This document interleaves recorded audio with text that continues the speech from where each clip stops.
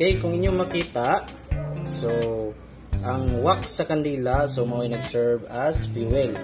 So the oxygen is always readily available sa atong environment. So as applied by heat, so atong dagkutan. So the process of fire extinguishment is called smothering. So removing the oxygen. So dire makita ninyo ang process of smothering. We will remove the oxygen by covering glass dito sa ato ang fire. So until makonsume ang oxygen sa suyod ug mahurot. So let us see kung mapawong ba gyud ang fire.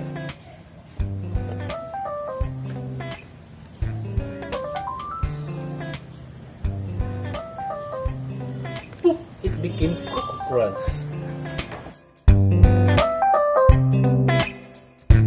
Okay, this extinguishment method is called starvation.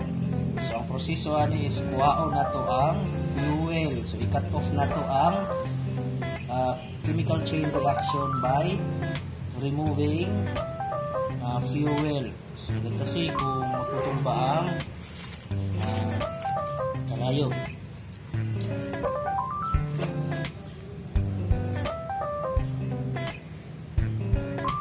So yung nakita, continuous ang burning sa itong fuel. So in this case, ang fuel nato is paper.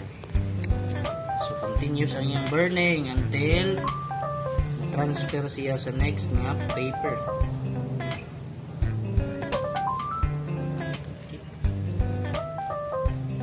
See, continuous ang burning. So what we are going to do is to cut off the fire. So atong i-remove ang remaining na fuel to isolate the fire until na mahurot ang fuel.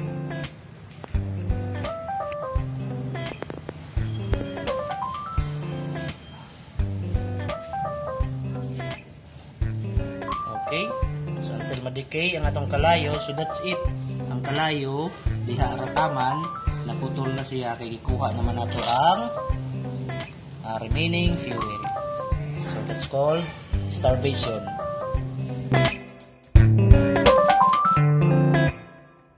Okay, so this process is called cooling. So the method atong fire extinguishment is cooling. So let us see kung effective ba ang cooling as fire extinguishment method. So atong sindihan ang atong fuel, which is paper. So ang agent of cooling nato dinhi is water. So let us see kung maundang ba ang sunog sa kalayo.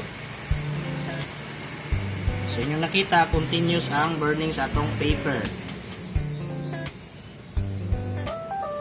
So what we are going to do is bas-o na to ang remaining fuel.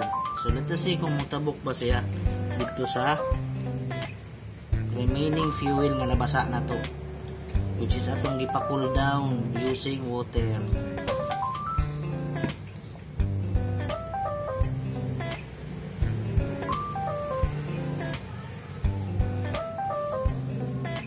So nakita ninyo nga wala na siya mitabok, no?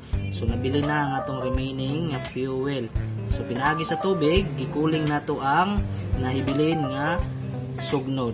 So that's it. That's what we call a cooling.